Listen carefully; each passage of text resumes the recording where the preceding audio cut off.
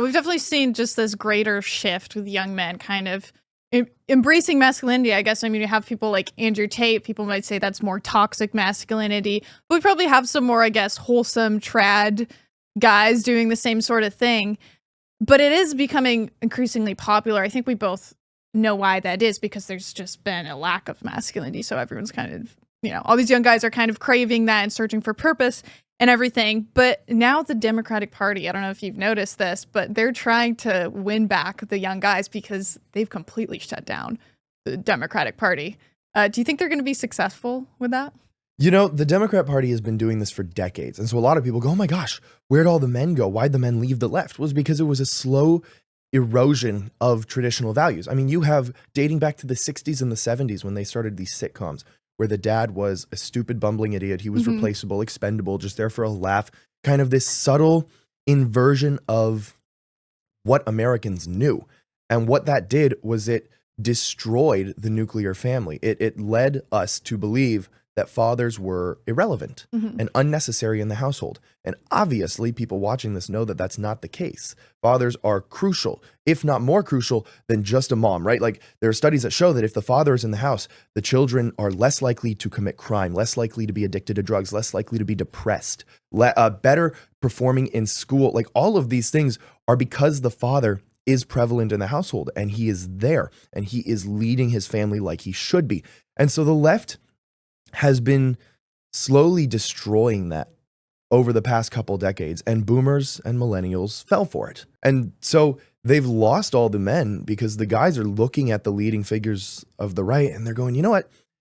They may not have the same morals as me by and large, or they may not have this or they may not have that, but at least they're doing something. At least they're trying. Like Trump identifies as Christian. He's a little bit more pro-abortion than Christians should be.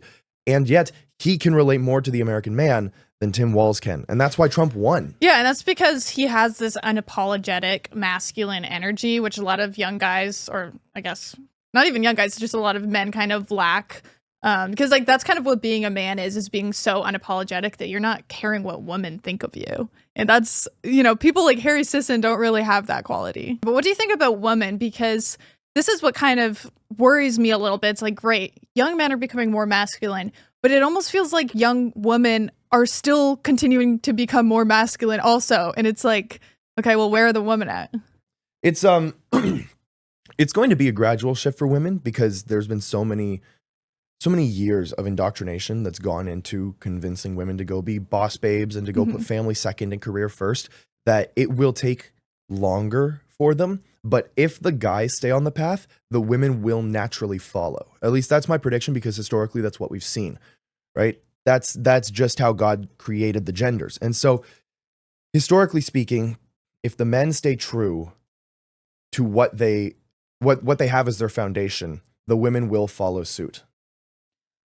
But I guess for me, I'm just like, how is that going to work out practically? Because it's kind of easier said than done, but it's like, are we going to tell all these right-wing traditional masculine men to just have to like go be fixer, treat these young women like they're fixer-uppers, you know what I mean? Go after some liberal feminist girl and just try to change her, is that what we're going to tell people to do? Or what is really the solution for this? The solution is to just let it happen naturally, right? You can't fix people. Unfortunately, you can't just go in and be like, well, do this, that, and the other thing. And then they just go, oh, well, problem solved. Why did I think of that? And then they fix it. That's just not how people operate.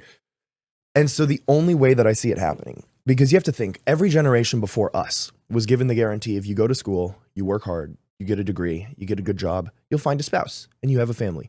Congratulations, American dream. You've lived your life. Success.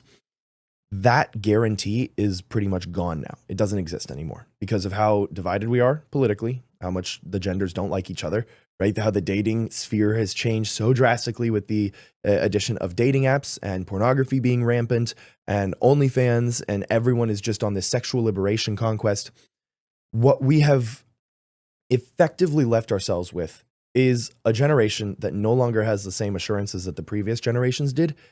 And that's what makes the sacrifice that men need to make that much more important, because we are at the turning point that every great nation has ever reached, that no nation has ever come back from. Now, no nation has been America, and so we can technically change it. Obviously, the exception doesn't change the rule, but there are exceptions to the rule. And so it boils down to this generation of men, the Gen Z men, have to be willing to make the sacrifice, knowing that they might not get the same guarantee that the previous generations did, but also at the same time realizing that because they're willing to make this sacrifice, the next generations will be allotted those same assurances.